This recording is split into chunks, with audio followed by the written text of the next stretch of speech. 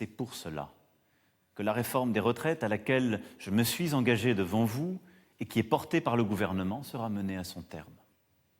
Parce qu'il s'agit d'un projet de justice et de progrès social. Un projet de justice et de progrès social parce qu'il assure l'universalité.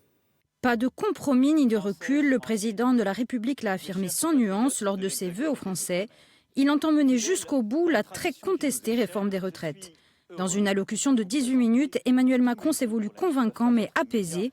Pas question de céder face à la pression populaire, mais son gouvernement devra trouver rapidement une sortie de crise. De quoi convaincre les syndicats vent debout contre la réforme, rien n'est moins sûr. Pour Jean-Pierre Battestini, représentant de la CGT, le discours présidentiel n'est ni convaincant, ni même surprenant.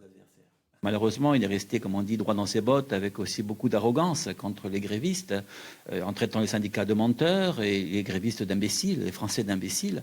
Donc on voit bien que sur la question des retraites, il ne bouge pas, même s'il appelle à l'apaisement. Mais comment apaiser lorsqu'il y a une opposition aussi forte contre sa réforme, qui on voit bien n'est pas préparée? Et si elle était si bonne, il l'appliquerait de suite et pas dans 15 ans. Et si elle était si bonne, il l'appliquerait à tout le monde et non pas à 15 ou 20 corps de métier qui en seraient exclus, heureusement pour eux. Donc on voit bien que cette réforme aujourd'hui, cette politique n'est pas la bonne et la CGT appelle à se mobiliser. On l'aura compris, pas question de lâcher non plus du côté des syndicats. Ces derniers campent sur leur position et réclament le retrait pur et simple du texte.